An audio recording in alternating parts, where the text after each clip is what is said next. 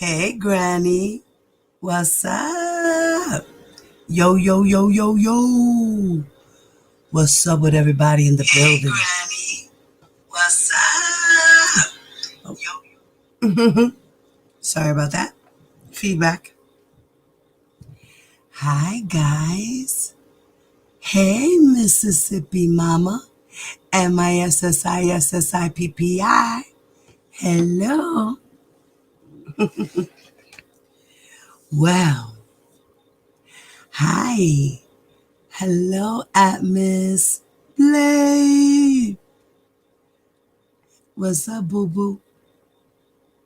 I'm glad we made it home in one piece, sis.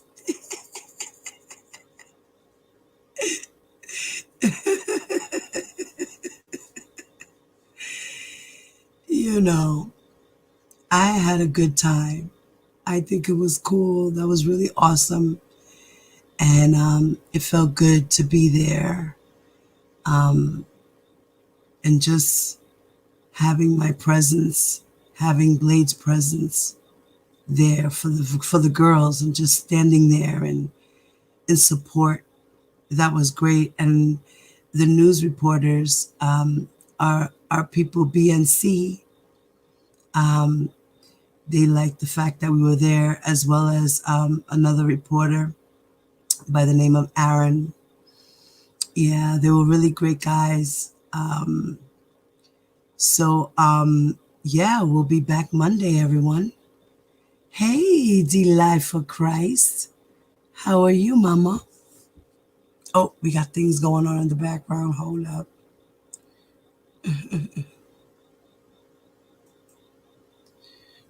Okay, I don't know if it did it close. There we go. All right, sorry about that, guys. So that was really awesome. That was a great experience. And I can't wait to go back and speak with Dre. And hopefully we get a verdict by Monday. If not, maybe Tuesday. You know, I heard that it was about 3.5 hours of reading the jury charges to the jurors. And so that took long in itself. And then later on, they went to deliberate. And then they came back in with a note, had everybody all excited. Everybody was like, yes, yes, yes. They got the verdict already? Oh my God. Oh my God. Psych. It was a note. The jury passed the note and said, we need to see transcripts for Sonia and Jane. We want to see the letter that she wrote to her brother, and we want to see the floor plans to Rkelly's old house. Or the studio. It was the studio. Chicago Tracks. So they wanted to see those things. Yes, yes. Dana, mira, Dana. Yeah, that's how you feel, baby. That's how you feel. That's how you feel, Dana. That's how you feel. I can't be mad at how you feel. That's how you feel, puppy, right?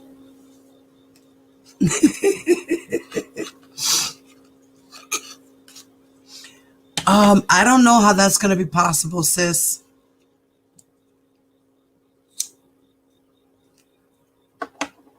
I don't know how that's gonna be possible. I don't know if we can get somebody to make us t-shirts like yesterday.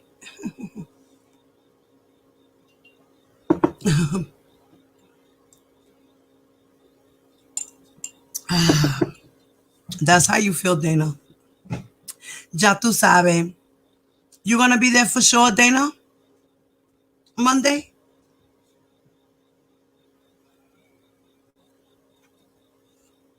You gonna be there Monday? You gonna be there Monday? Oh yeah, BNC is awesome.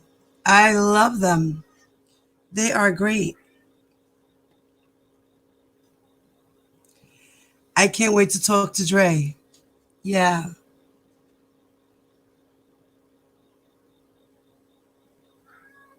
Yeah, they're another network.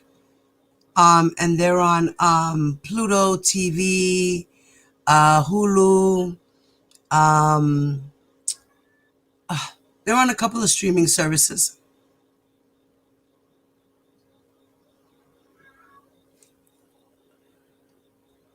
Damn, till Tuesday?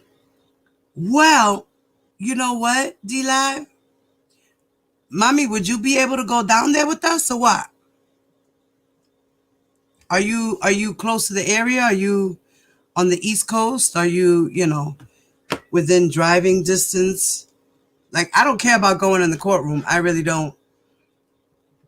You know what I'm saying? I'm gonna be hanging out with the reporters. They're gonna be telling me what's going on.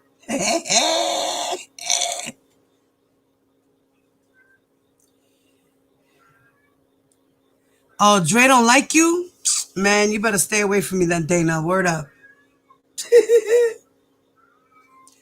Oh my God, please let this cat in the room. She's crying. Hold on 1 second, guys. Yeah, my cat is bugging out.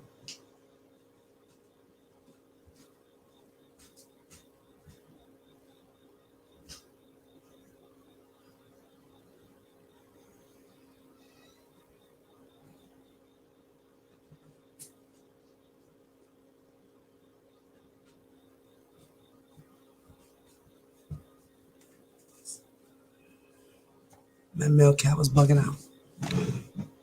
Sorry about that, guys. um, they don't report right. What do you mean they don't report right? What the hell is wrong with you? Hello, they're reporting what they're hearing inside the freaking courtroom. What are you talking about, Dana? They don't report right. Because they don't say what you want them to hear? What you want to hear? Is that what it is? You mad because they don't tell you what you want to hear? Is that what it is? Go hang out with Hip Hop Inquirer. Go hang out with Dennis Byron. We'll hang out over here with them. How about that?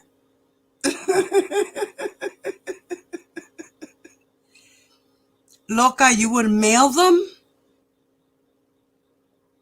She's in Texas. Express shipping.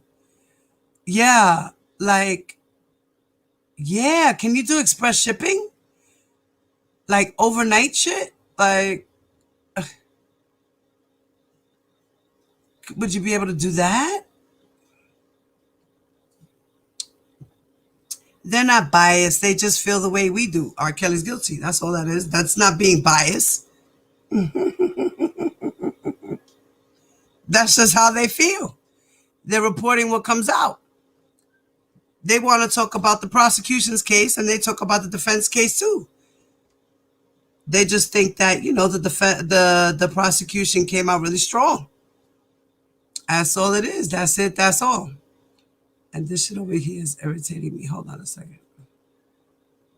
Which one is popping out with them damn commercials? No, thanks.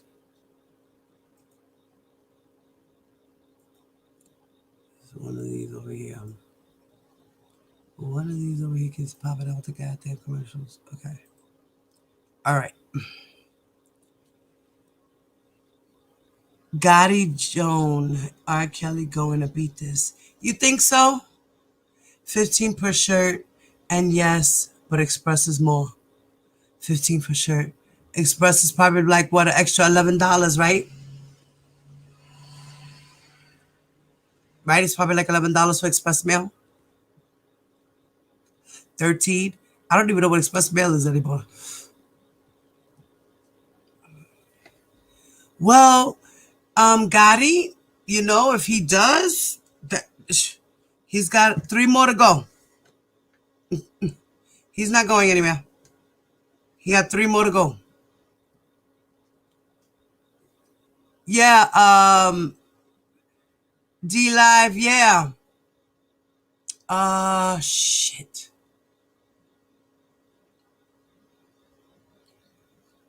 D Live, hit me up.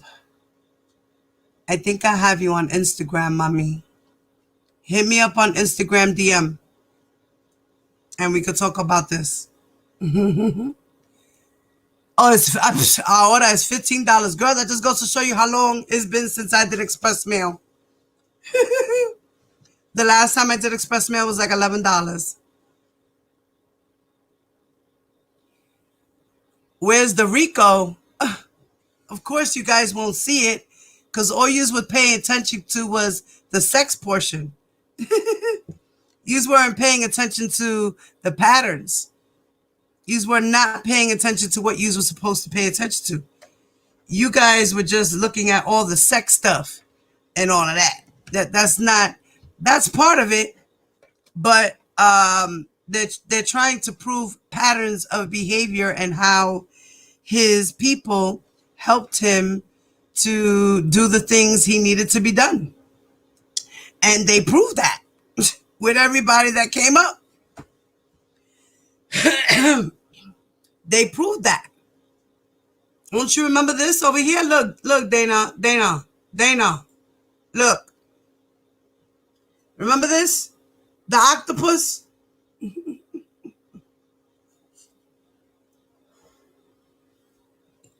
Do you remember this?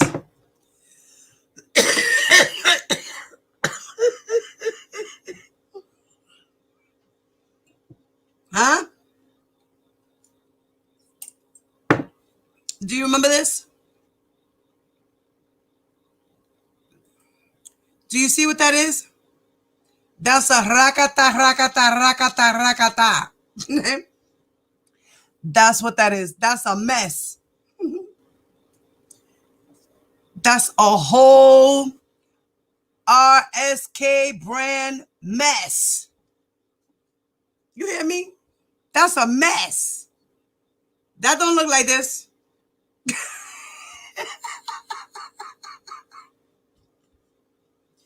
That does not look like this.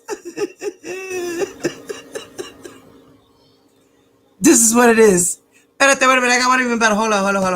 Espérate. I got one better. Ty, I love you, Ty. Hold on. Dana, I got one better for you. Espérate. Hold on. Give me 2 seconds. Let me upload something. Hold up. Let me show you another rakata. Okay? Let me show you another raketeo, okay? Boo boo. Hey, boo boo. Dana, I love you, bro. You know that shit. Hold up. Wait a minute. Espérate. Uno momento. Espérate. Uno momentito, por favor. Can you please wait a second? Thank you very much.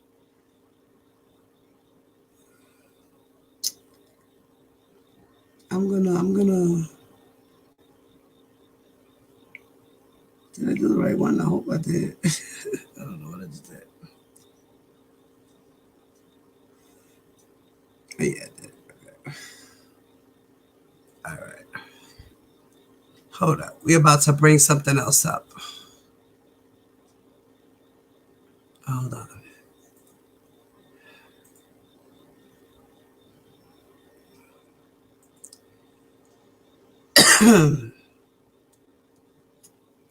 We're gonna bring up something else. Hold up.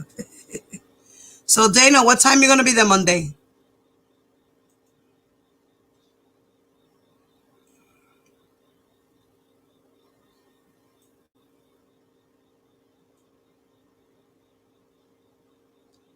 Okay.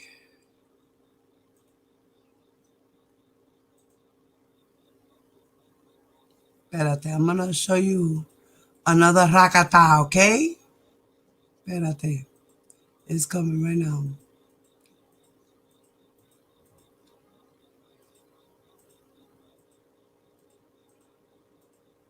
Where the hell is it now?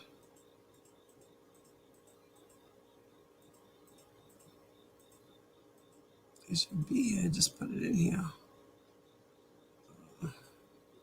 Ah, here we go.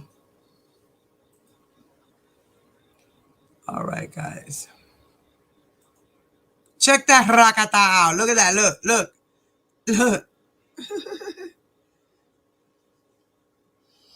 You telling me R. Kelly can't have no employees? Oh, sure, he can have employees. Nobody's saying that. He can have employees. What are you talking about? It's not that he can't have employees. He can't have employees helping him commit crimes. See, that's the problem. He has people who help him with his crimes. That is called aiding and abetting. Okay? Okay? Let's just explain that correctly. That's aiding and abetting, okay? Because you, as an employee, had a choice as well, right? You had a choice to quit, or you had a choice to call the cops, or you had a choice to do something, tell someone, report the crimes. No, they were aiding and abetting. Why? Because of all of the love for money, right? Okay, there you go. Plus, they have to worry about their families that they have to feed, right? So just so you see the rakatakata on the screen. Do you see the rakata on the screen? Right? Yeah, the government showed that. Yes, they did. Look. Rakata.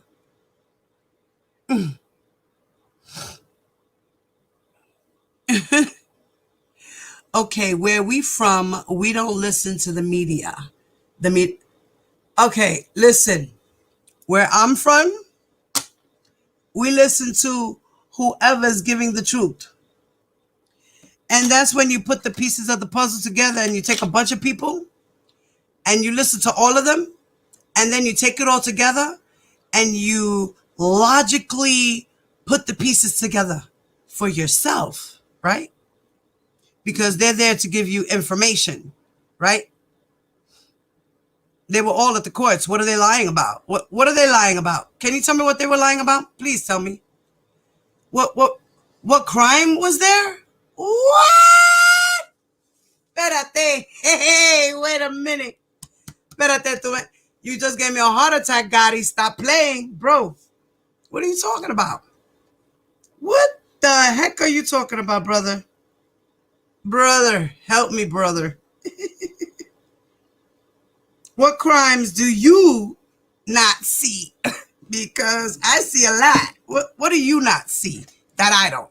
Help me understand this crazy thing you got going on in your brain. Please. Cheers to you.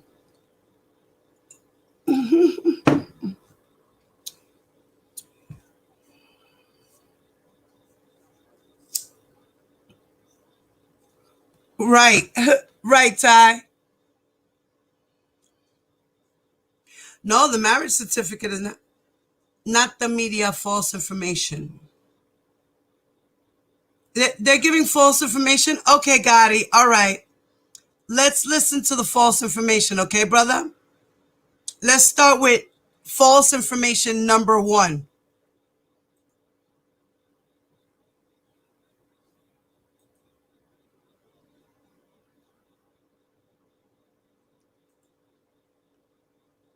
During the course of this trial, the prosecutors called 45 different witnesses to the stand.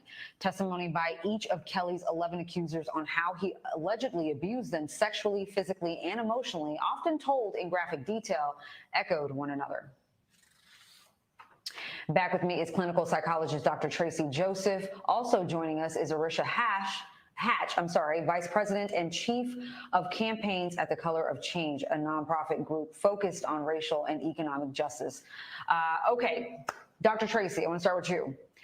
Talk to me about the emotional toll on the accusers having to relive the trauma through testifying. The toll on the accusers, you're put in the place to have to convince somebody what you know is reality. It's disheartening to say something and to tell people that something is happening, especially when it's such sensitive material. When it's so outrageous, you would like to be believed. Why would anybody make this kind of thing up? Why would Why would I put more out there than what it really is? So it's really disheartening to tell people this truth, and you're hoping that they're going to respond with outrage, and to be questioned and to feel the need to continue to give details and give information and be asked repeatedly to substantiate what you're trying to say. That can be quite disheartening, especially if you're not getting the feeling that you're being believed. If you're getting a response from someone whose facial expression looks like you're not credible, or that what you're saying is not true, it can be very disheartening. And for anybody who's been the victim of anything, the most important thing to you is to be believed. So that could be very discouraging. Taking a step back, I would imagine deciding whether or not to cooperate in the prosecution of this sort of case and then to testify at trials is a very difficult one. So can you describe what that's like for a person who has undergone abuse? For you, doctor. For someone who's undergone abuse, I mean, all kinds of issues come up. You already have self-esteem issues.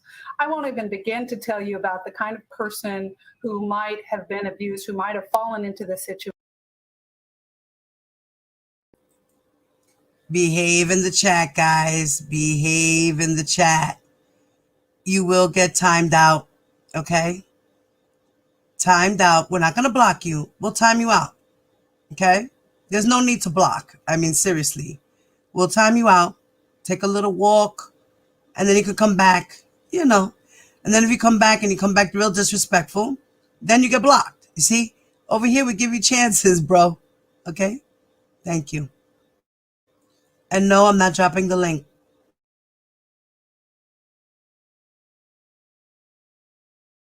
Situation. We know that Rkelly picked people. He groomed these people because they have low self-esteem, because they don't defend themselves, because they don't speak up for themselves, because they can't defend themselves. And to be back in this very public arena and be in another situation where they feel like they have to defend themselves and defend their truth can be very disheartening, and their self-esteem takes a major toll. Pain begets pain. So being in this situation, potentially not feeling believed, kind of probably harkens back to other events that brought them to where they are today. Were they not able to tell their truth before? Were they not believed before? Had they suffered some kind of abuse before, which made them more vulnerable to Mr. Kelly? So that's very disheartening. It's very troubling. It's another insult to the ego. It's another insult to their self-esteem. Arisha, let me bring you in. Color of Change has been outspoken about Rkelly's alleged abuse of Black women and girls for years. Your organization successfully led a 3-year campaign to have Kelly dropped from his record label. What does this trial and moment mean for you and your organization's efforts? It's just a really important moment. We first began campaigning around Rkelly in 2017, just before the Surviving Rkelly documentary dropped 6 or 7 months later, after a BuzzFeed article came out. And we felt like we were in a different moment as a culture, as a country, in which women, especially young teenage girls, and the conversation around sexual assault had fundamentally shifted. And that's when we began to call on corporations to divest from Rkelly, really. All right, back to you, Dr. Tracy. During closing arguments, Rkelly's defense tried to cast accusers as liars and fame seekers. What kind of impact can this have on someone who's already made themselves so vulnerable? Well, again, it goes back to a sense of credibility, and it can be devastating, especially when a lot of these young women thought they were in a real relationship with this person. So if you think about it, for anybody who's been through a relationship and now that person that you thought you loved, that thought cared about you, disparages you publicly, and certainly now in this arena right here, it can be very devastating. Think about it. These are women who are going to go on with their lives, hopefully. Hopefully they're going to go on to make good decisions. But the insult to the self-esteem is devastating once they're past this.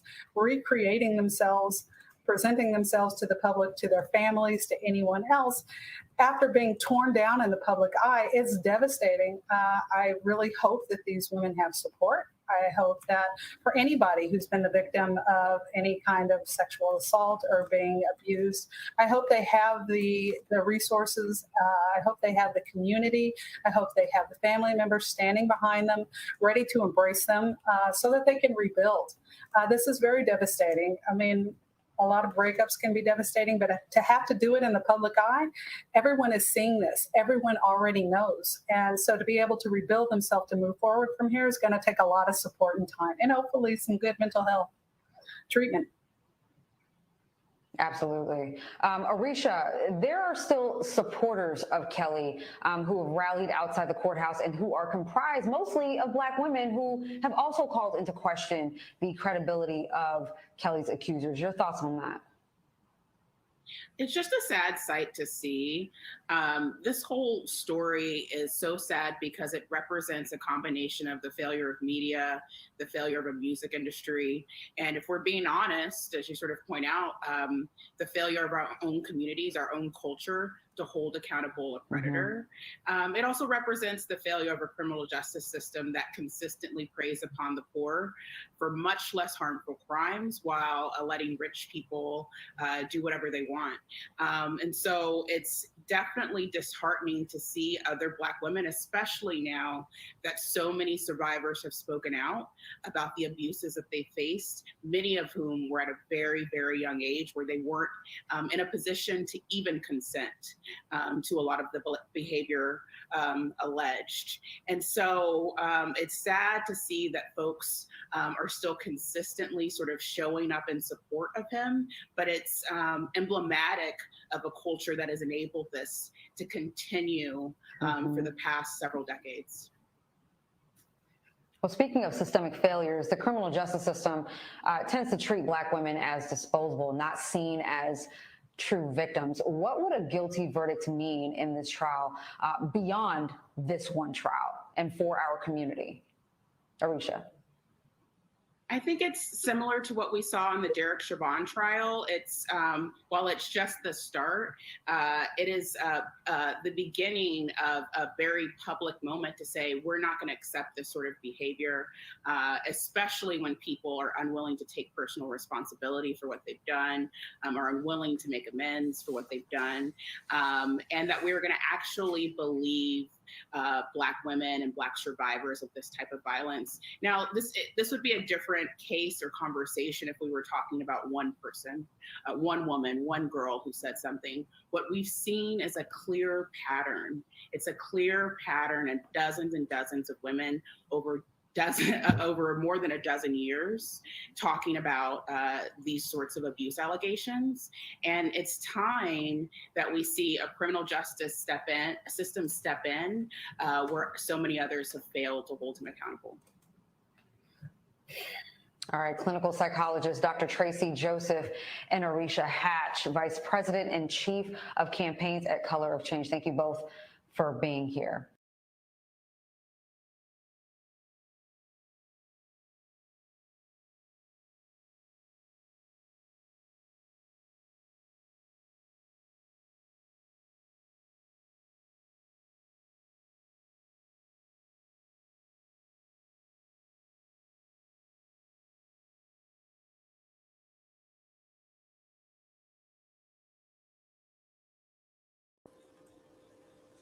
So, people from the Color of Change, you guys need to be out there downtown Brooklyn at Cadman Plaza. You ladies need to be there for the women. Show your support. I think it's important to finish what you guys started. I think it's really, really important that they are there in support of these women who were once little girls who were abused by this man. Even the women that were abused by this man. And I think His whole team should be locked up with him. But the law is the law. They know what they're doing, right? Might be more indictments coming. You never know. In Chicago, things might happen in Chicago. One never knows.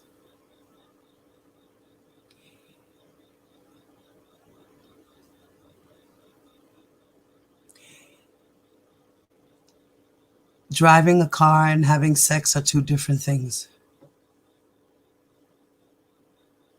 And that's what I'm going to say to that. On to the next video.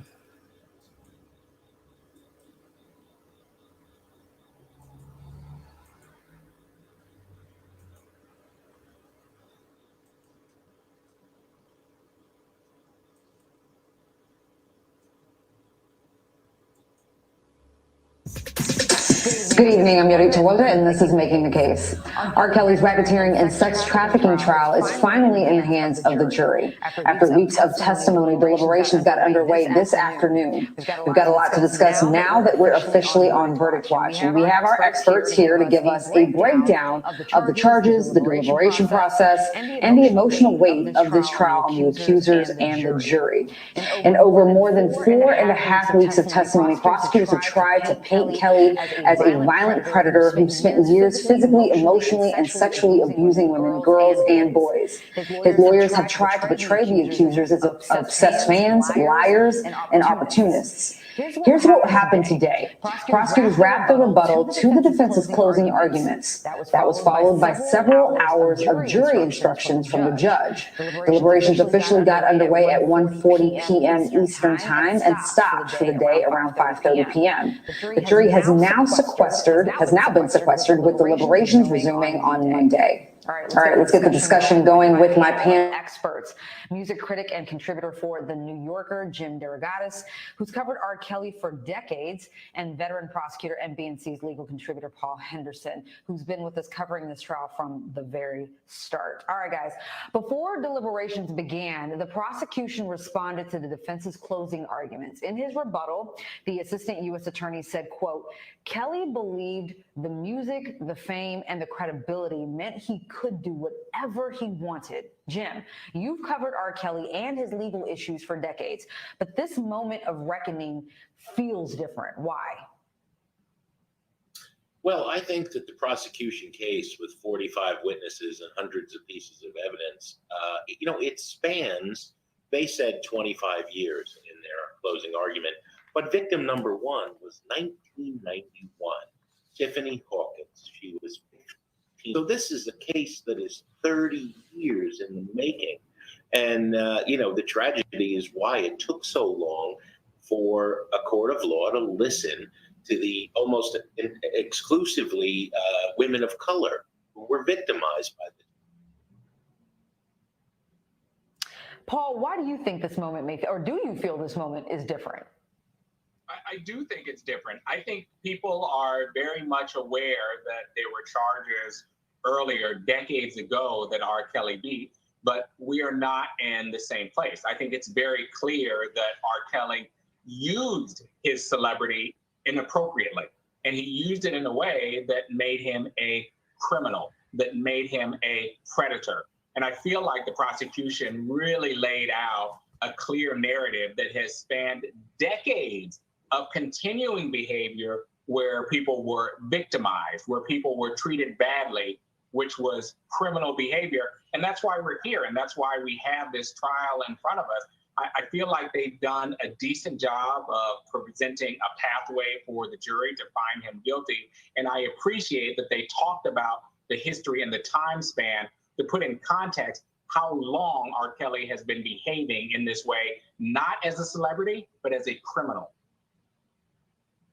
All right, so you talked about the prosecution laying out a clear case. Well, Paul, the jury started deliberating at 1:40 p.m. Eastern time today, and then hours later, they sent the judge requests for several exhibits.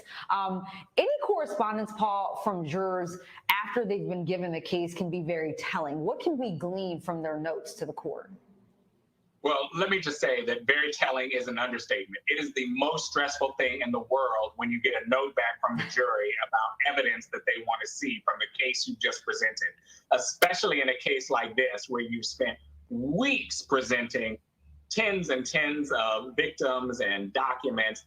What comes out can sometimes be very telling or not at all, but from the lawyer's perspective, it's a clutch your heart moment because you don't know what they're going to ask. And so in this case, where they were asking, I think one of the questions was for an overview of the layout of the recording studio that they asked for. That could seem pretty innocuous, but it's difficult as one of the lawyers involved in the case not to try and read into it as to what that means. Are they trying to discover and see what people could have seen or known in that layout, what they knew or should have known from what was going on? Were they trying to evaluate the credibility of the victims that were saying that they were in specific rooms when specific criminal acts took place? There's no way to gauge that. I will say, though, it's not surprising to me that they have questions about some of the specifics of the testimony, given the volume of the testimony in a case like this, and given the timing, because it's difficult, I think, for a lay audience to digest all of the voir dire and all of the jury instructions that are given to them at the conclusion of a case that seems separate from the narratives and the arguments from the lawyers. Jim, throughout the trial, we saw the prosecution talk about how those in Kelly's inner circle helped Kelly run this criminal enterprise. You wrote a piece for the New Yorker this week titled, "Why is R. Kelly standing trial alone?" So why is he? Well, this is the heart of the matter, and Paul, of course, is the expert. RICO, the racketeering laws, are really misunderstood in popular culture. I'm a guy from Jersey. I was thinking, if you indicted The Godfather, where's Tessio and Clemenza? But RICO in itself, being named part of a criminal enterprise, is not in itself a crime. But it allowed, in a canny, perhaps, strategy, if it backfires, it will have been a huge mistake.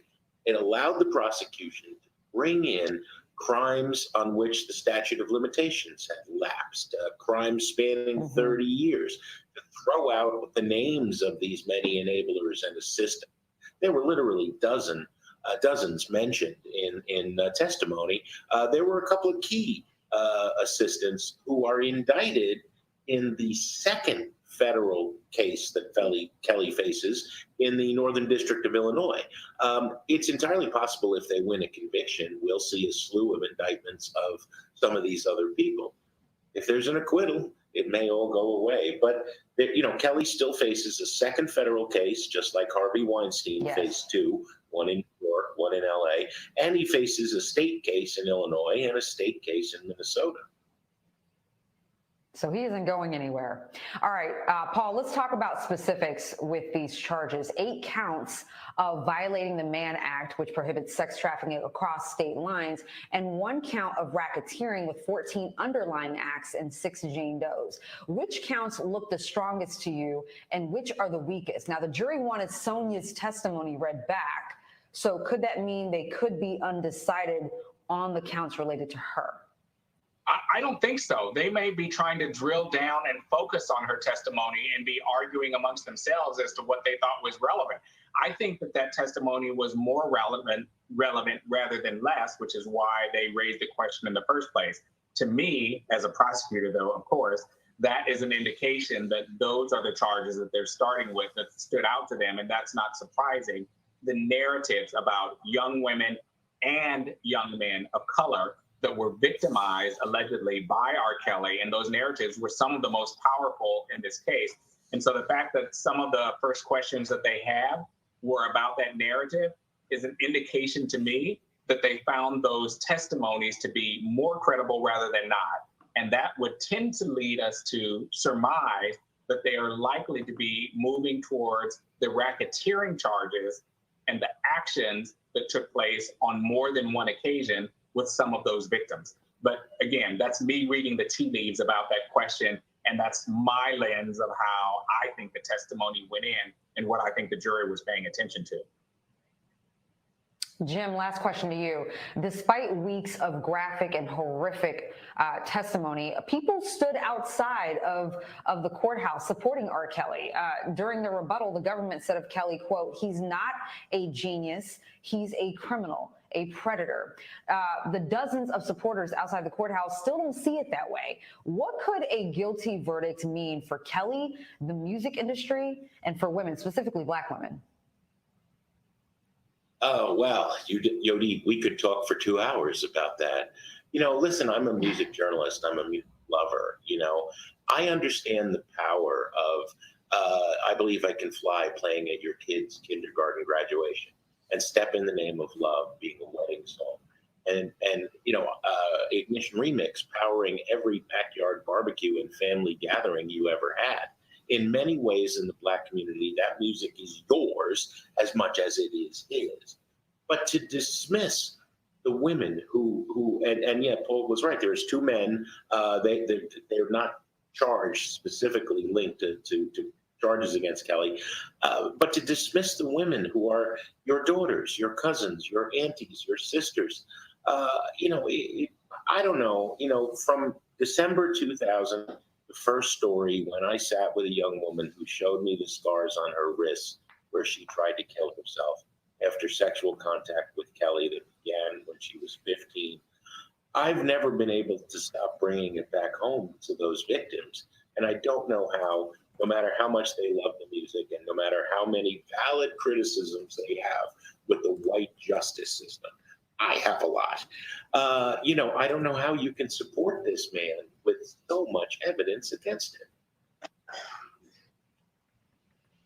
All right, journalist and music critic Jim DeRogatis, thank you so very much for joining us tonight.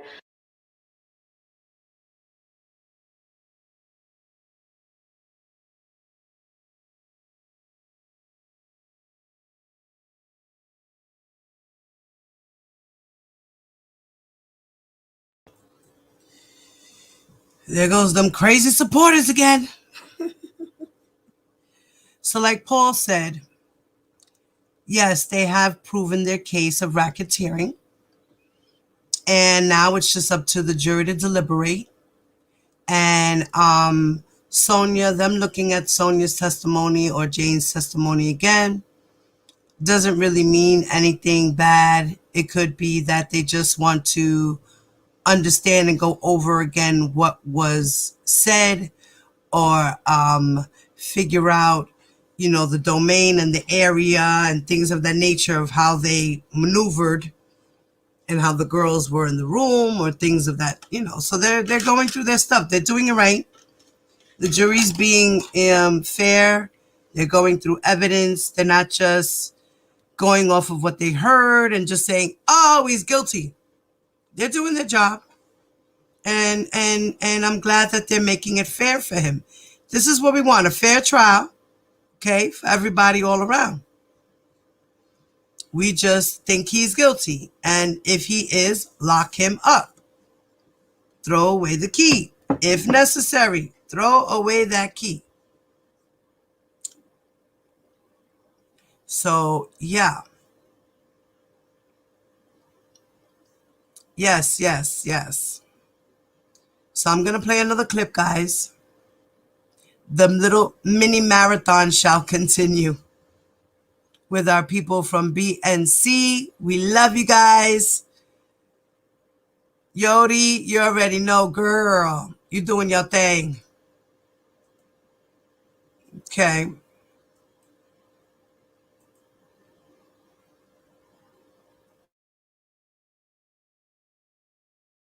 Women officially began their deliberations just before 2 o'clock this afternoon, and we know they are very much busy at work because a short time ago they had a few questions and they requested some exhibits here. Now, just to name a few of the things they requested, they wanted to see a floor plan for Laramie Street. Laramie Street is where an old recording studio by the name of Chicago Tracks once stood. It is where R. Kelly recorded many of his You could do it, Blade. Also where it is alleged he hosted several of his underage girlfriends at that location. Now, one of the women who was not underage, who did visit uh, R. Kelly at that address, was a woman who went by the name of Sonia. She had flew from Salt Lake City, Utah to Chicago to do a radio interview with R. Kelly, but she testified she ended up being locked in a room for several days without food and water. However, the defense made the point during closing arguments that while Sonia was inside of a room, she also had a cell phone and that she made several calls to family members and friends, but she never made a call to the police to say that she had been locked inside of a room.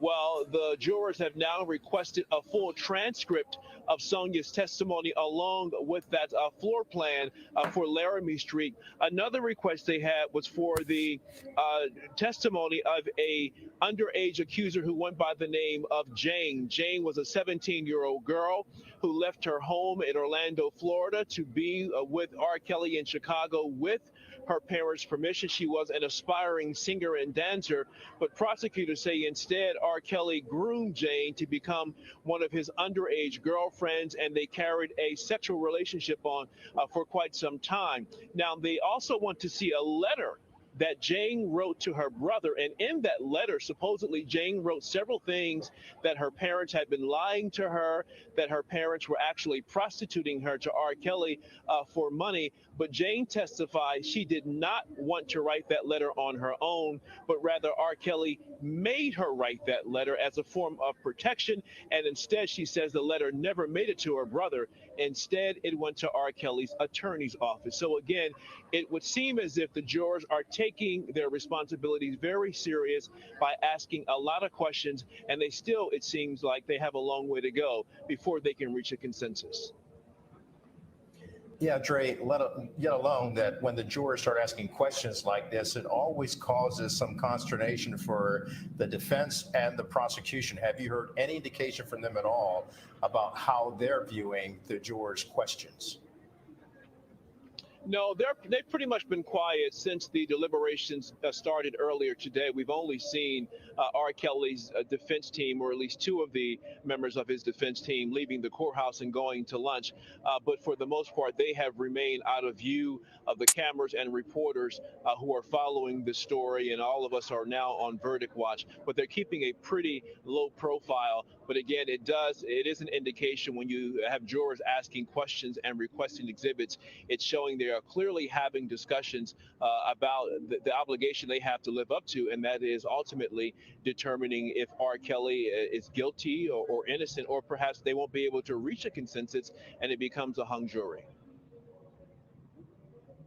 Reporting from Brooklyn, New York. Thank you, Dre. You can stay with BNC when R. Kelly's verdict is in. We will have live, complete coverage of the R. Kelly verdict. You can watch it all here across all BNC platforms.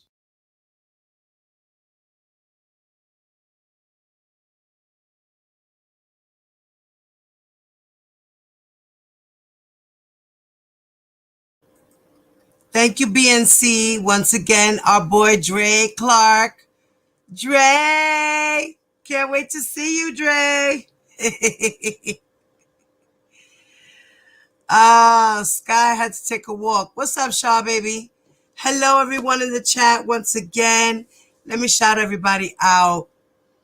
So, once again, the jury, like you said, the jury is doing its job. The jury is doing their job. They're deliberating the right way. They're asking questions. They're doing their job. They're doing the right thing. They're being fair. So, people should be happy. Mr. Official Dana J getting mad at BNC because they're being biased. Like, y'all crazy. Stop. So once again, hello, everybody. Dana, if you're still in the building, what's up?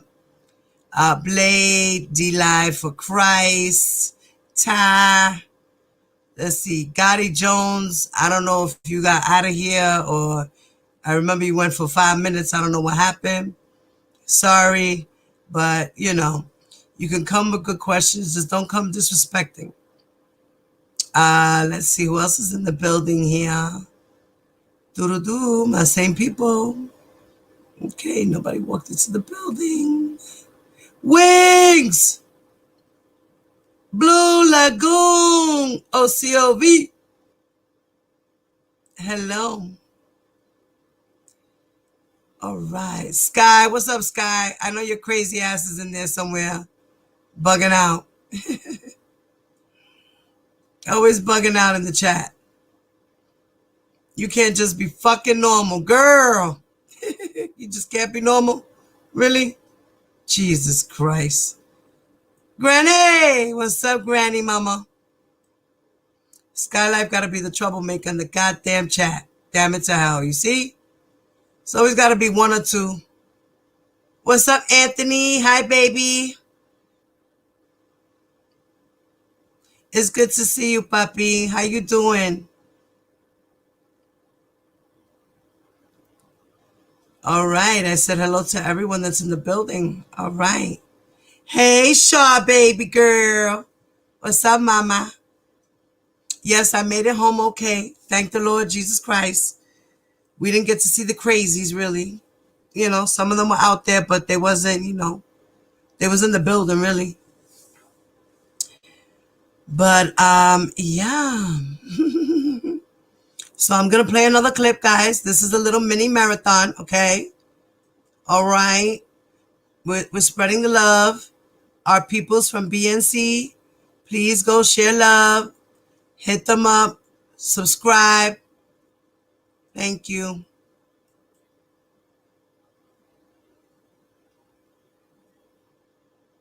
Joining us now to analyze the trial so far is one of R. Kelly's attorneys, Steve Greenberg. Thank you for being here with us today on BNC Live, and let's get right to it. Knowing what you know about this trial and your experience preparing for his other cases, what can you tell us about how the defense did? Well, we'll see when the verdict comes back. I mean, if they win, they did wonderful, and if they lose, we can then take a scalpel to it and figure everything out. I think that the correspondent made a good point. It's really a difference here of, did R. Kelly have an operation that was designed to assist him and help him maintain his sex life? And the prosecutors say aspects of that sex life were illegal. They brought up a lot of things that weren't illegal, maybe were a little kinky or things like that, or immoral, which probably should not have come into the trial.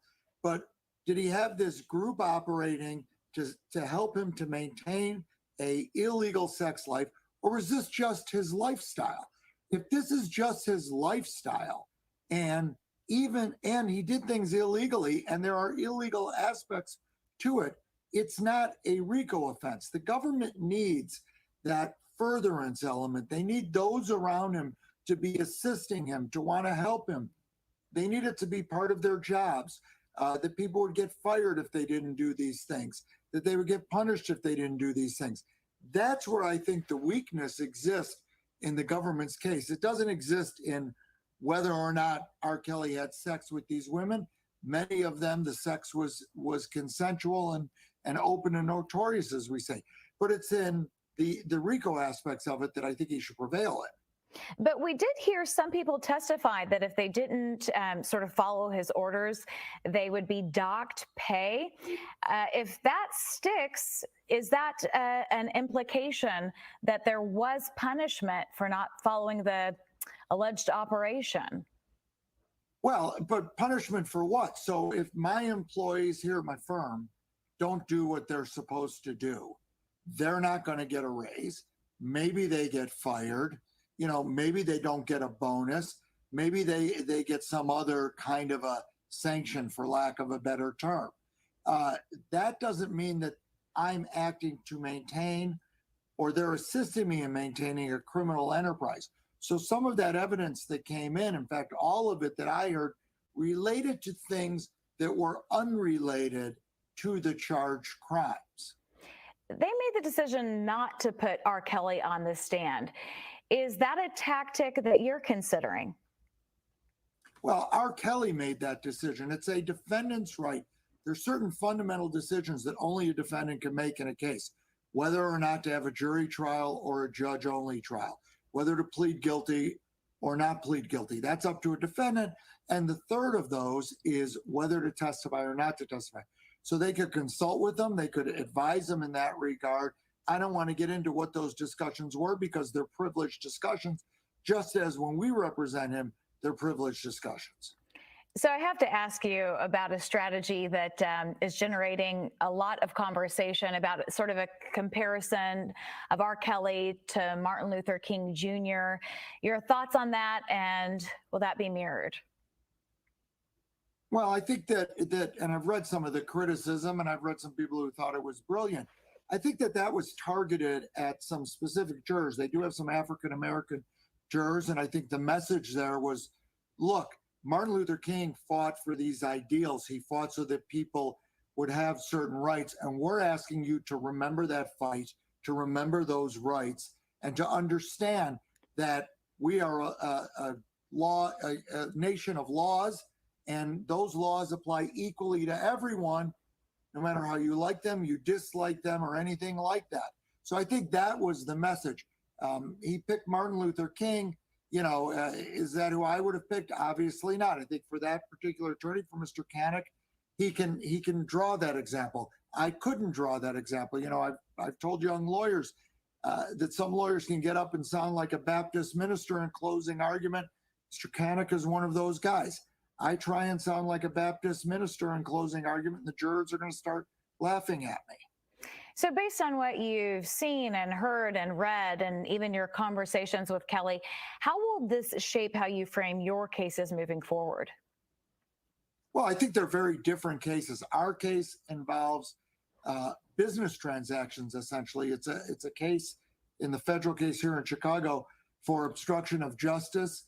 They have videos that he supposedly tried to pay people off not to testify about, and paid people off to destroy. And so ours is much more of a traditional federal case.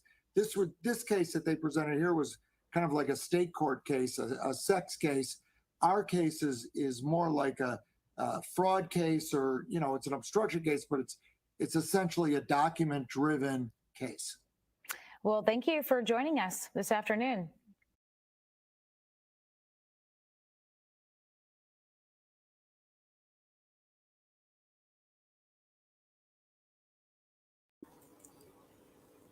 So Greenberg says that it's all about a sex life. That's what he normally does. It's okay. He might be doing illegal things. That's what they say, but we'll see. Greenberg said that the Chicago case is more paperwork and a whole bunch of fraud schemes, kind of, in a sense. It's obstruction of justice, period. He paid people off. So he said mainly that's a lot of paperwork stuff. So let's see if Greenberg decides to stay on that case as well, because he did say months ago that he was going to drop out of that trial as well. So let's see. And shall we continue with our marathon?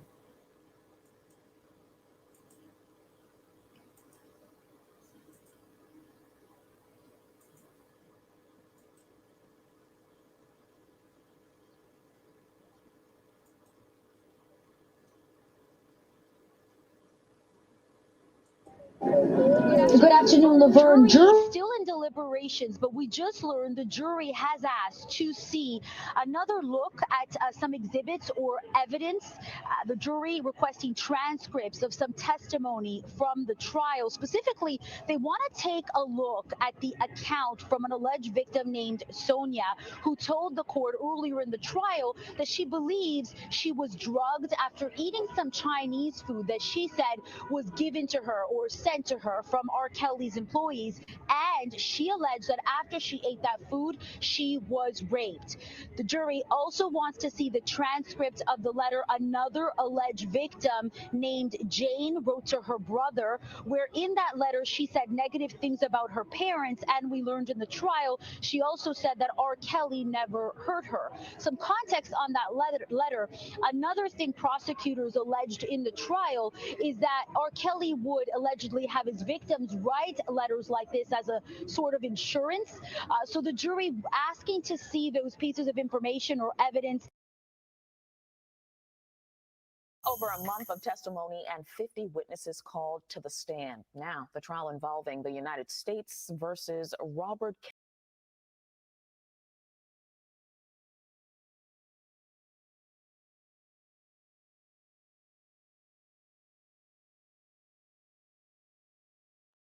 Sorry, guys. That was short.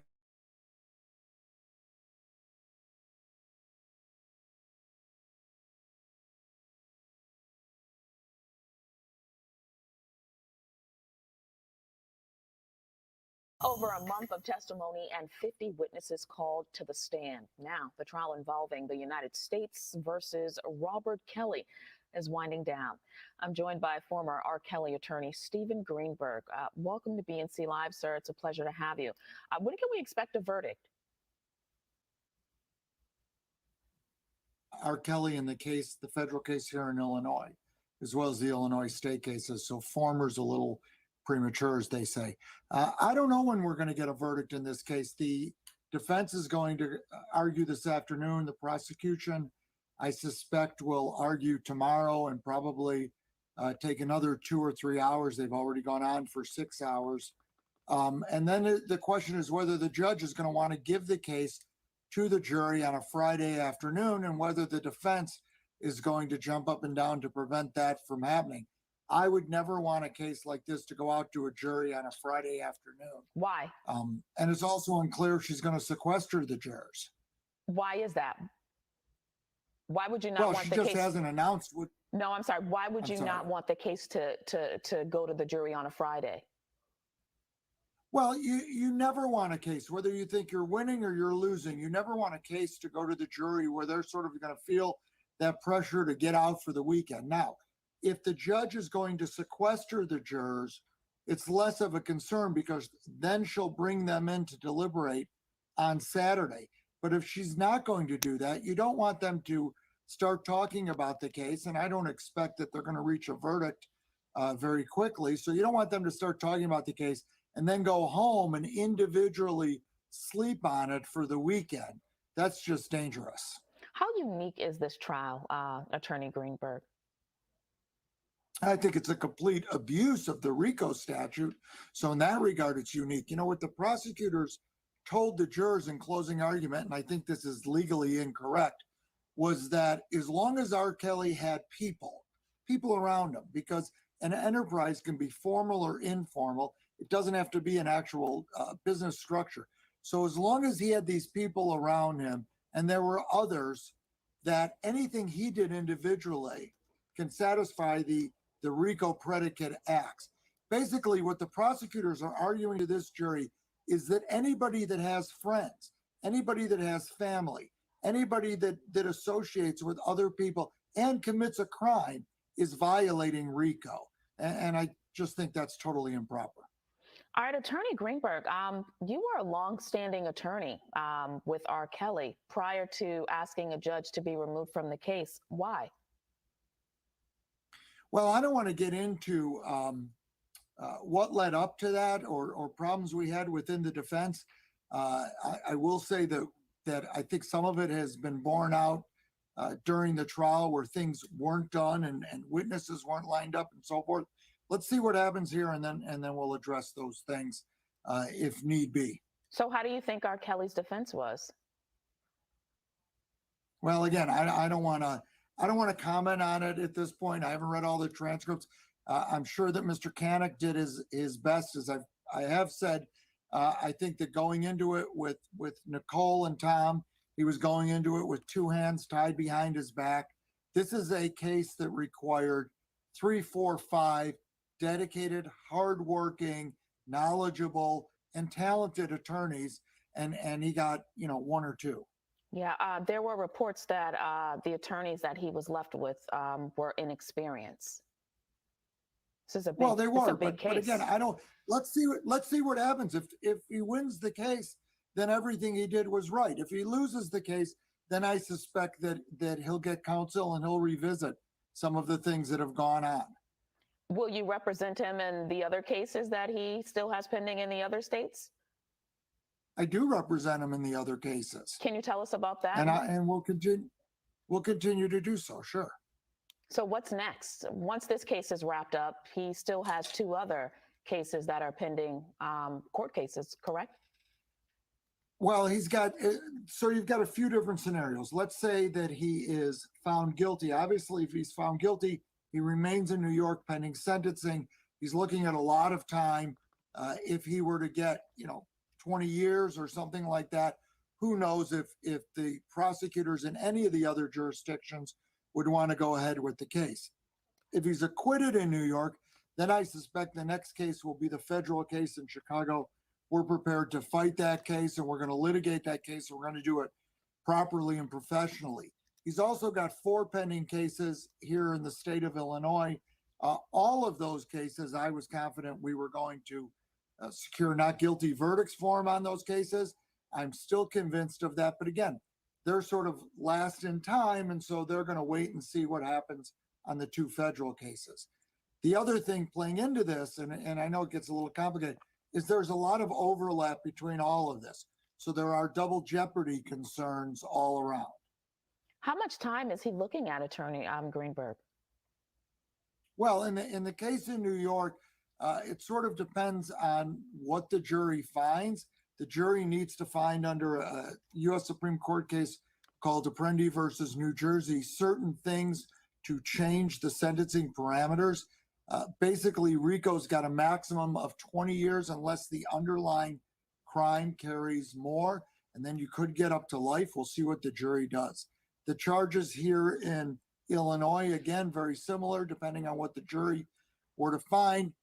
They could have a maximum of 10 years, or otherwise they could have a maximum stretching into the decades. Yeah, he's facing 22 federal charges. Right, but that quantity doesn't mean anything. I get a murder case and somebody is charged with the same murder 7 different ways. It's still one murder. It's the same thing here. He's charged with one crime. If he's found guilty on every count in the New York case, they're all encompassed by the first count. So we shouldn't get caught up in the number of different counts that he's facing. The cases are problematic because the law of averages, obviously, it's difficult. Most people don't win their federal cases. We have a winning record in federal court, but that's unusual. And I'm not trying to sound cocky, it's just unusual. So, the law of averages of beating one federal case is very difficult. The law of averages on beating 2 federal cases is exponentially more difficult. And then add in the other state cases, and your Vegas odds get very small. All right, Attorney Greenberg, thank you so much. We really appreciate you carving out time for us this afternoon to be here.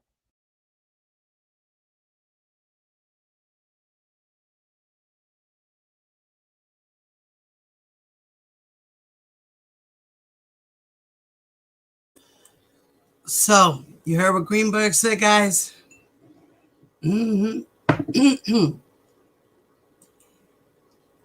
He is going down. That was funny how he was just like, he was, como se dice, what's that word again? He was deflecting the questions when it came down to asking about whether he was going to be on the other case and what happened that he decided to drop out of this case. And so, yeah, so Rkelly's looking at a lot of years, guys. Lots and lots of years. So, Nicole Blank Becker. We have an article about her here. And it says that she was a long time sex crimes prosecutor. And now she's the lone woman defending R. Kelly. Okay.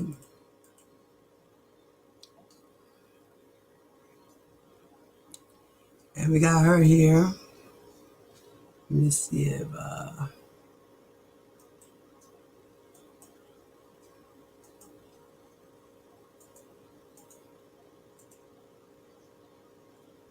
so we see her here.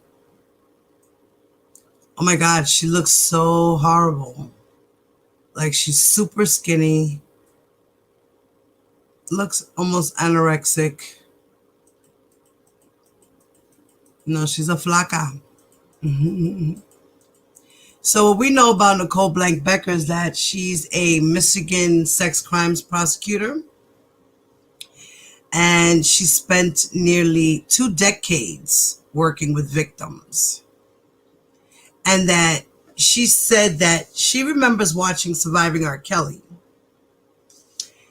And that she was mortified by the bulge of sexual abuse allegations against him. So she said she watched the documentary while she was sitting next to her husband, and that she felt outraged when he remarked at one point in his disbelief. She said, "This did not happen. This is bullshit." I'm like, shut up. This is my field. What are you talking about? She said that to her husband. And now she's his public champion, you know, as the only woman on the defense team. And she often gets photographed in designer outfits and her long black hair slicked into a ponytail. And she's kept quiet in the courtroom in recent weeks. And Becker said that last month, she gave the defense opening statements. So, you know, and that she sat next to R. Kelly throughout the whole process. She's been sitting next to him. She whispers in his ears as witnesses testify. And they say that with the visibility comes criticism. So there was an essay in The Cut, and they accused Becker and defenders of various Hollywood sex pests of throwing women under the bus in the service of terrible men. So Becker laughed off the contamination in a recent interview with The Insider. She said, first of all, sometimes the victims are men.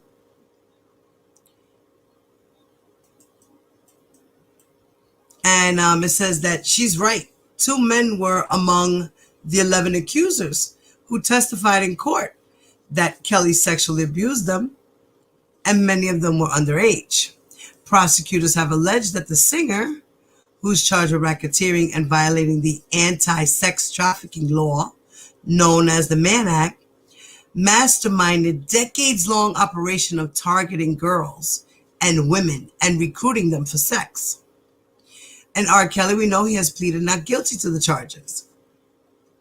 And the jury has heard a whirlwind of disturbing testimony about Kelly's treatments to the women and staff over the past 4 weeks.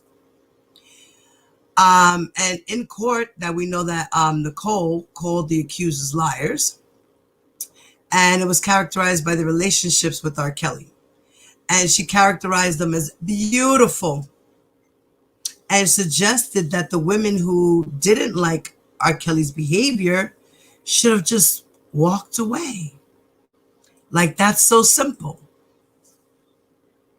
You know, that doesn't happen like that. People tend to say those things, you know, to a person like, why don't you leave your abuser? Why can't you just leave? It's really, really hard, especially when it depends on that person and you love the person. If you fell in love, it's something about them, their charm, their ways, they got you wrapped around their finger. It's very, very hard to leave a person like that.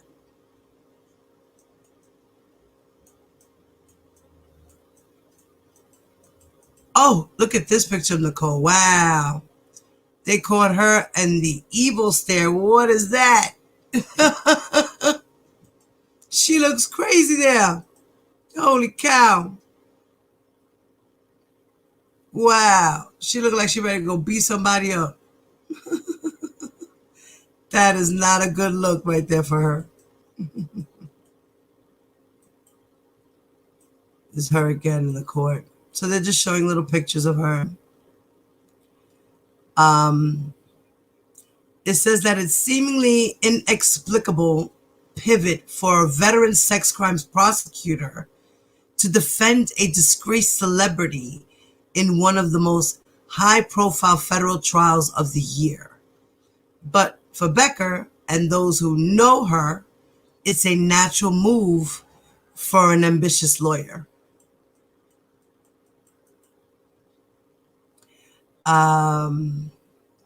It says, friends of ours and friends of mine that know I'm friends with Nicole ask me all the time, how does she represent someone like Rkelly? One friend and former colleague, Dana Marcus, told Insider. And my answer is always the same. Her father's defense lawyer. And so she has grown up knowing and understanding that even if someone is accused of something, it doesn't necessarily mean that the accusers is the only story. Now, Becker, who declined to discuss the details of Rkelly's case, said her opinion on the singer has done a 180-degree flip since she first learned of the allegations against him. She got involved in the case just months after the Lifetime series aired. And she's counting on jurors to be as open-minded about Kelly as she was. The more I learned, the more I dug in and did my research, which included a lot of different things. My entire thought process changed, she said. The facts are what drew me in, and because I'm so big on being by the law, what's right is right and what's wrong is wrong. When I saw the injustice, I committed. So she's saying she saw injustice on Rkelly. So she figured she'd throw in her hat in the ring.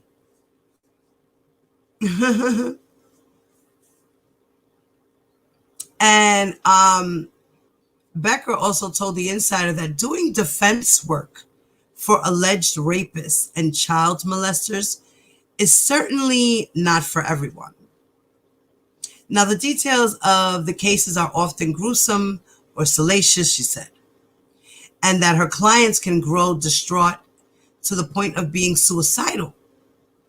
But when she goes home to her twin children at night, she usually isn't thinking about the cases she handles earlier that day.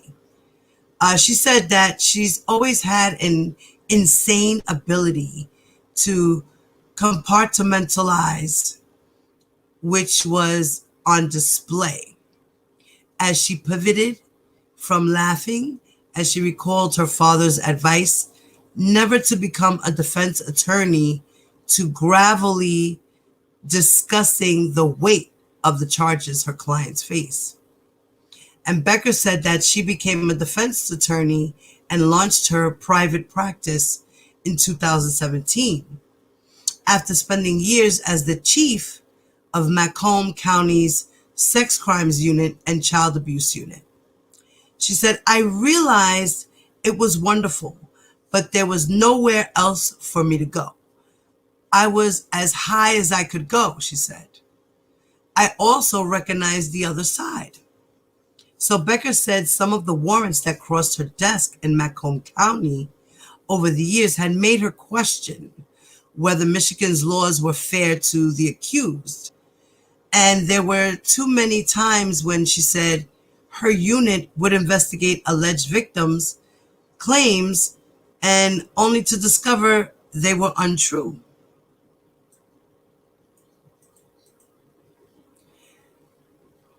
So the office commonly received cases involving young men accused of sexually abusing 12 or 13-year-old girls. That's what she said. And in her telling, many of the underage girls had created Tinder profiles, convincingly passed themselves off as adults, and began sexual relationships with unwitting men who were 18 or older. She said they end up having a relationship and they end up having sex. And clearly that is not okay. If someone's misrepresenting themselves, which has happened so many times, the 18-year-old is still responsible. And this 18-year-old is going to be a sex offender for the rest of their lives. So Becker said a misunderstood part of sex crimes defense work is the motion that she goes to trial each day with the goal of getting sex offenders acquitted of heinous crimes. Now, many of her clients are indeed guilty, she said, and have admitted it, but that doesn't mean they shouldn't have a skilled lawyer to help them navigate what comes next. It's a question, unfortunately or fortunately, of minimizing damages with folks, she said. What I'm most proud of is my ability to use my knowledge to get justice for my clients. And listen, justice doesn't always mean get cases dismissed. It may mean my client has got to, at some point, pay the price for their actions. Now, Becker's prosecutorial credentials would appear to be an advantage in defending a major star accused of monstrous array of sexual abuse. But Kelly is also her first federal trial after rebranding as a defense attorney focusing exclusively on sex crimes, and a former federal prosecutor who's been watching the case closely said a series of missteps in court may have damaged Becker's credibility with the jury. So in her opening statements, Becker spoke for hours and appeared at times flustered and disoriented. In one possible slip, fraudulent slip, she told the jury to find her client guilty, though she corrected herself moments later. Oh, there she goes again. Picture in the mirror. Now, Judge Ann Donnelly interrupted or sustained objections against Becker multiple times that day. And Becker also repeated the words ladies and gentlemen over 100 times. We sure did. That was just crazy. Remember that? She kept saying that, ladies and gentlemen, ladies and gentlemen, ladies and gentlemen. She was making mistake over mistake, said Nina Ramani, a former federal prosecutor and president of West Coast Trial Lawyers, who has been following R. Kelly's trial. It hasn't been a good start for her so far. That was her opinion.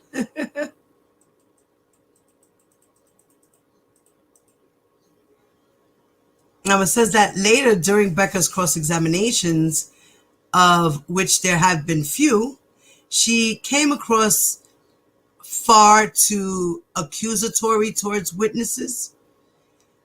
When questioning one accuser early in the trial, who said she had a 6-month relationship with Kelly when she was just 17, Becker repeatedly framed the allegations as the result of the accuser's own decision, apparently faulting her for answering the singer's calls and consenting to sex. Now, the accuser, identified only as Stephanie, said she felt that Kelly had put the fear of God in her. And she had no choice but to obey him. And it was just a bad look. Sometimes as a prosecutor, you're used to being so aggressive that you don't realize that when you're on the defense side and when you're talking about victims of sexual abuse, you've really got to tone it down a bit. That's the type of thing that can really inflame a jury. Now, Becker's colleagues, Kanik, handled the vast majority of cross-examinations, while the other attorney, Calvin Scholar, has been presenting witnesses in Rkelly's defense. And a third defense lawyer, Tom Farinella, has mostly stayed quiet throughout the trial. And the problem with treating Kelly's case like a typical sex crime case is that the trial at its core is about whether the singer ran a criminal enterprise that recruited women for sex, according to Mike Leonard, who up until June was a member of R. Kelly's defense team. Now, Leonard declined to comment, of course, on Becker's role on R. Kelly's defense team, but spoke to the Insight broadly about the challenges of defending a client against federal racketeering charge. It's not just the average, let's get up and blame the victim and say they're lying, Leonard said. You got to do a lot more than that. You've got to approach it more nuisance, because it's a RICO case and the jury instructions will be all about RICO, referring to the Racketeering, Influence, and Corruption Organizations Act, which is known as RICO, R-I-C-O.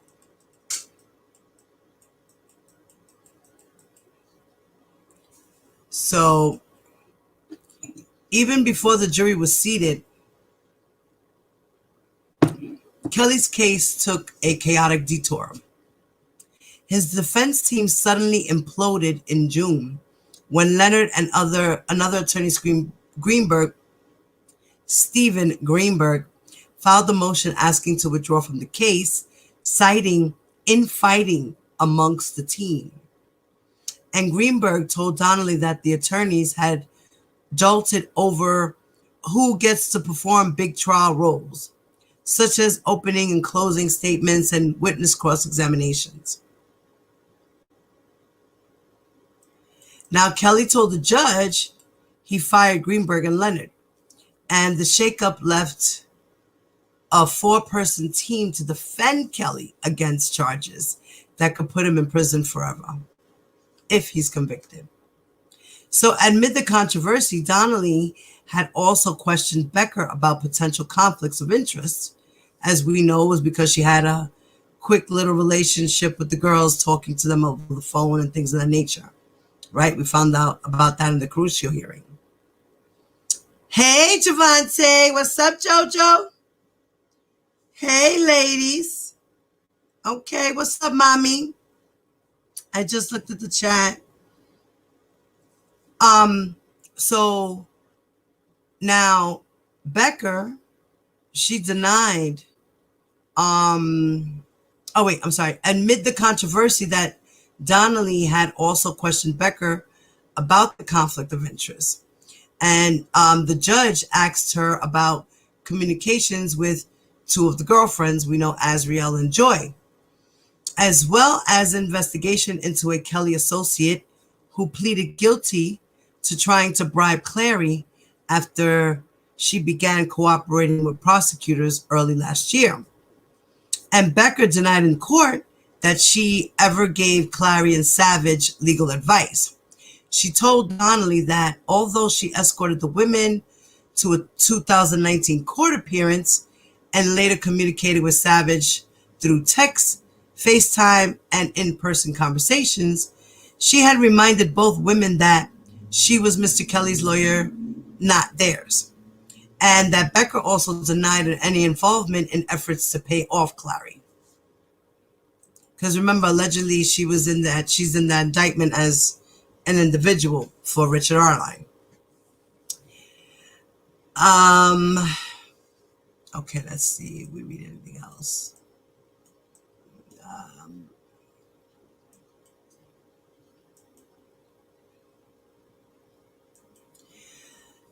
Several of her former colleagues described her as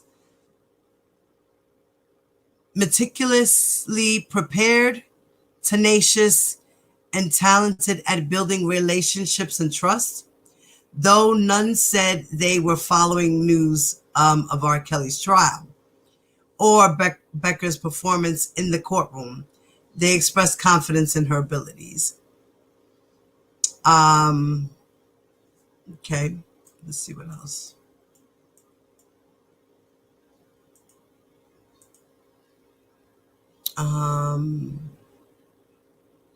What? Okay. Now it says that I've been on calls with her where we'll third party a person and she'll start talking to them and they'll start answering things you never thought you would even find out the answer to, he said. In person, Becker is gregarious and confident with a spirited laugh and a tongue-in-cheek sense of humor. She's also made comical appearances on her husband's TikTok account.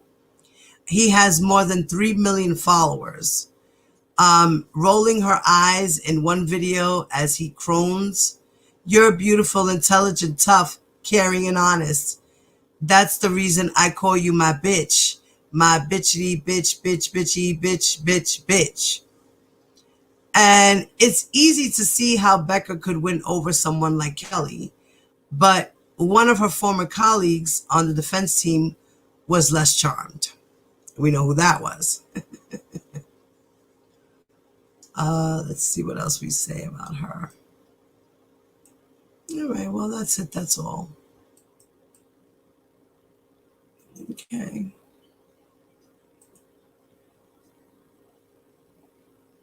All right. Now, did you guys hear about this 42 Doug and ESTG clown, R. Kelly, for supposedly having negative $2 million net worth? They went in there, they was making fun of that nigga. They was like, oh, hold up. Oh, wait. No. Okay. Let's see what it says.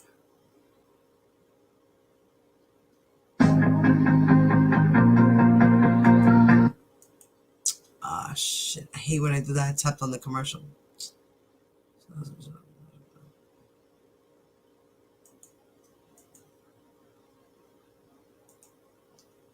Okay.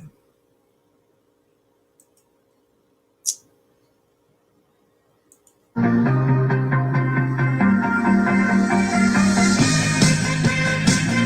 hate when they force me to watch this damn commercial.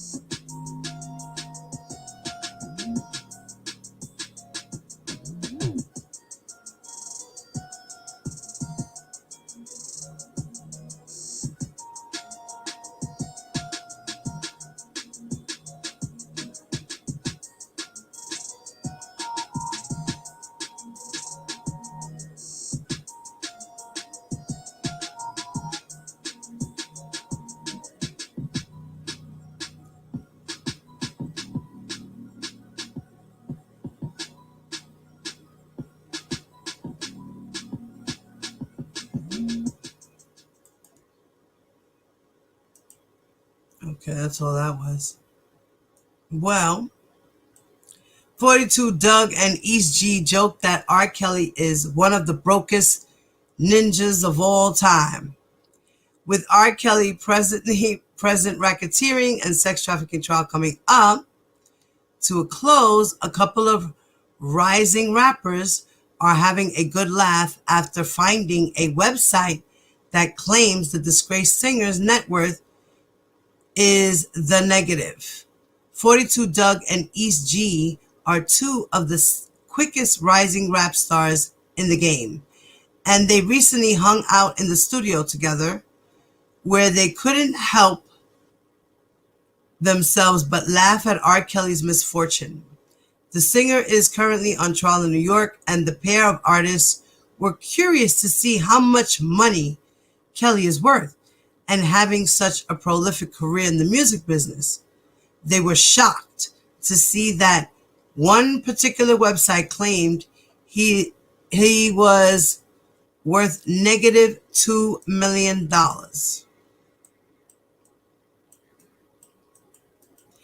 If you search for R. Kelly's net worth, the top result will argue that the singer's worth minus $2 million, and 42 Doug and East G joked that those numbers would officially make him one of the brokest ninjas of all time. Man, they got my ninja R. Kelly on this biatch. Fuck up. I ain't never seen a ninja net worth negative, said 42 Doug on Instagram stories. That ninja a shit minus. He turned the camera to East G, who declared that Kelly is one of the brokest ninjas of all time, if this is true.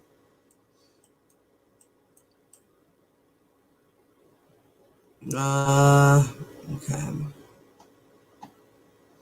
They're talking about a couple of years ago, it was widely reported that R. Kelly had negative 13 in his bank account. But the following year, he was accused of keeping a secret account with over millions of dollars in it. It is presently unclear what Kelly's financial situation is, but negative $2 million is quite something for somebody that was once worth an estimated $150 million. So I guess this was them. Back in jail, he ran out of shit. Man, they got my nigga R. Kelly on this bitch fucked up, man. Bro, you talking about I ain't never seen a nigga net worth negative. They the nigga shit minus.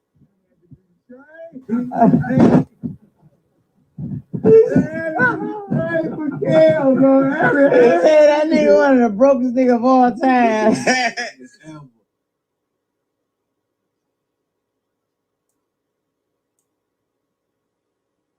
Back in jail, he ran out of shit. Man, they got my nigga R. Kelly on this bitch fucked up, man. Bro, you talking about I ain't never seen a nigga net worth negative. They the nigga shit minus.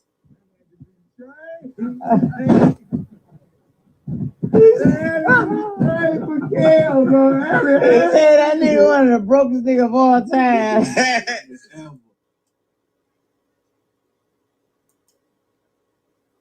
Man. It was like, you the brokest ninja of all time. Let me see what this one was about again. Okay.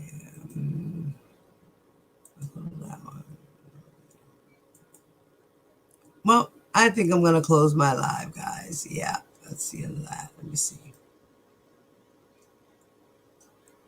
Yeah, because we basically touched up on all that. So I don't need to go to that either. So we're going to end it on that note.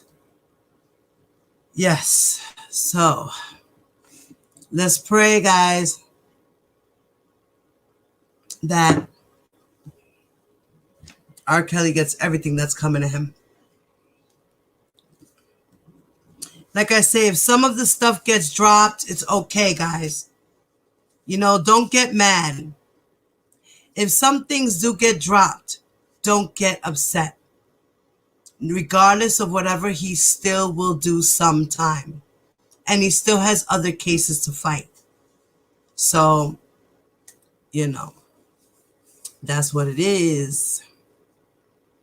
Good night, everyone. Good night, good night, good night. I love you guys. Don't forget to hit that like button on your way out, okay, guys? Love y'all. Peace.